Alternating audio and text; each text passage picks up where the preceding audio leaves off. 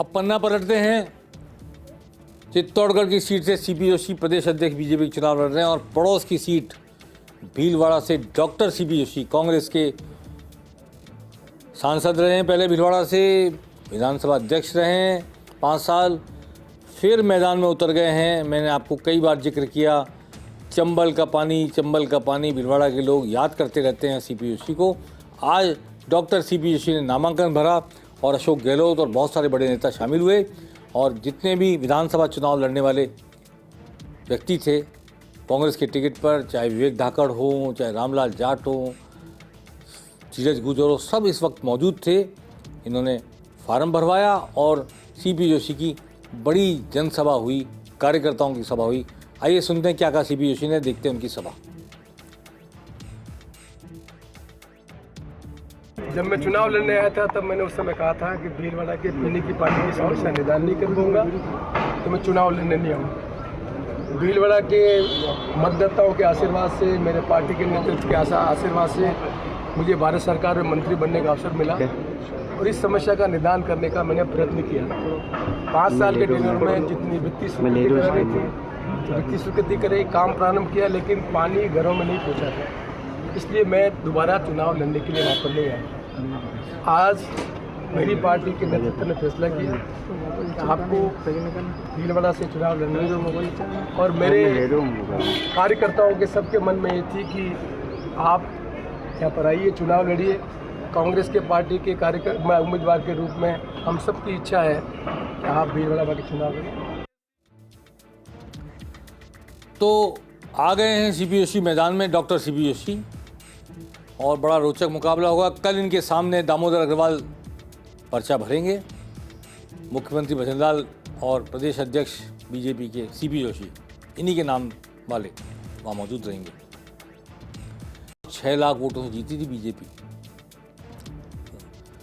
जिन रामपाल शर्मा को बीजेपी ने हराया था पिछली बार, वो इस वक्त कांग्रेस की जगह बीजेपी में है, पर उनके राजनीतिक गुरु या उन जिनके वरदस्त में वो राजनीति करते थे, डॉक्टर सीपी जोशी कांग्रेस की टिकट पर चुनाव लड़ रहे हैं। अब रामपाल शर्मा को दुविधा तो जरूर होगी कि भाजपा में रहते हुए डॉक्टर सीपी जोशी के सामने चुनाव लड़ते हुए वो क्या राजनीतिक उपक्रम करें। मैं समझता हूँ कि वो कोई ना कोई अपने लिए रास्ता ढूंढ रहे होंगे, आने वाला वक्त बताएगा। डॉक्टर सीपी जोशी के चुनाव अभियान के बारे में हमने बताया भी कि किस तरह गाने चल रहे हैं, किस तरह चंबल के पानी का जिक्र कर चल रहा है। आज एक नई बात हुई बाड़मेर में सभा हुई कांग्रेस के प्रत्याशी के नामांकन की और उम्मीदवार नामांकन भर रहे थे बेनीवाल। तो डोटासरा जो प्रदेश अध्यक्ष हैं कांग्रेस के, उन्होंने जबरदस्त ठुमके लगाए। आइए एक बार तो ये अंदाज देख लेते हैं डोटासरा का। आपको ध्यान होगा विधानसभा चुनाव में मैंने दिखाया था कि कैसे कार के ऊपर वो नाच रहे थे खड़े होकर के। आइए देखिए।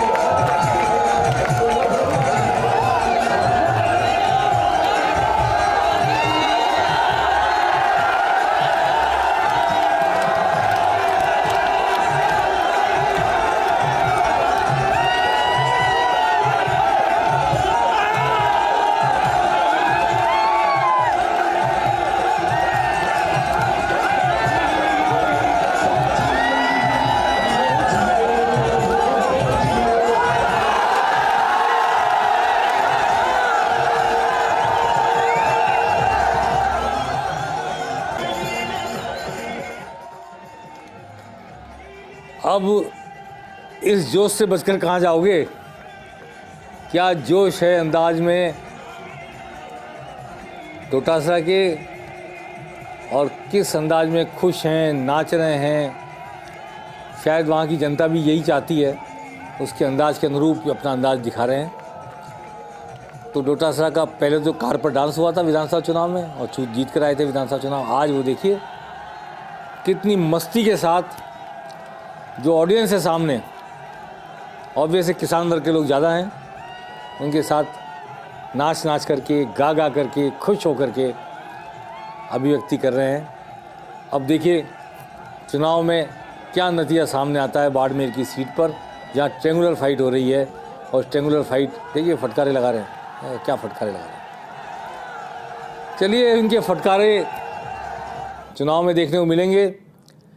मैं अब इस वक्त जाते आते आज फिर याद दिलाना चाहता हूँ, अभी तक, कल नामांकन का आखिरी दिन है, अभी तक बांसवाड़ा की सीट पर कांग्रेस का प्रत्याशी तय नहीं हुआ है।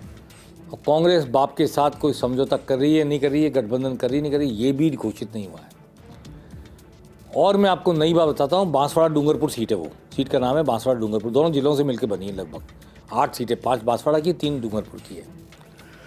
ये जो 8 सीटें हैं, इनमें ये परंपरा है कि एक बार एक चुनाव में बांसवाड़ा का आदमी खड़ा होता है, एक चुनाव में डूंगरपुर का आदमी खड़ा होता है। दोनों पार्टियां इसका जुडिशियसली फॉलो करती हैं इस बात को।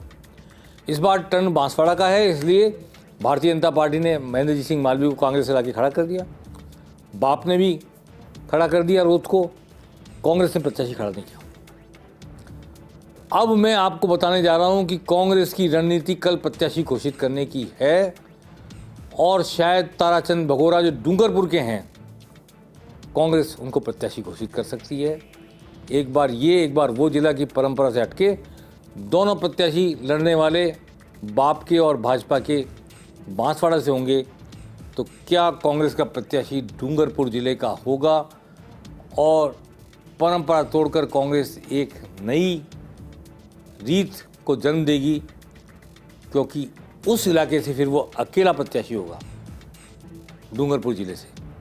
तो कांग्रेस शायद ये माइलेज प्राप्त करने की कोशिश कर सकती है, कर रही है मैं नहीं कह रहा, कर सकती है, क्योंकि बांसवाड़ा से किसी प्रत्याशी को खड़ा किया कांग्रेस ने, तो मालवीय के सामने, बाप के प्रत्याशी के सामने उसका टिक पाना काफ़ी मुश्किल लगता है मुझे अब वर्तमान स्थिति में, इतना लेट होने के बाद भी, और पार्टी के टूटकर महेंद्र सिंह मालवीय के साथ चले जाने के बाद। लेकिन ये जो पूर्व सांसद हैं ताराचंद भगोरा, चाक चौबंद हैं, अपने इलाके में तैयारी कर रहे हैं। कांग्रेस शायद कल उनके नाम की घोषणा कर दे, ऐसी उम्मीद मुझे लग रही है। अभी तक कांग्रेस के गठबंधन सहित 24 और बिना गठबंधन के 22 प्रत्याशी सामने आए हैं। एक प्रत्याशी की अभी प्रतीक्षा जारी है। भाजपा के 25 ही प्रत्याशी मैदान में आ चुके हैं, और कल तक सब नामांकन भर दिए जाएंगे। इसके बाद तस्वीर सामने आएगी। हम पेनल्टी कॉर्नर में निरंतर चर्चा करते रहेंगे समीकरणों की, बदलाव की, पार्टी बदलने की, पार्टी छोड़ने की, भीतरघात की, बगावत की, जो भी तमाम राजनीतिक गतिविधियां होंगी, जो हमारे पेशे नज़र आएंगी, आपके सामने पेश करेंगे। नमस्कार।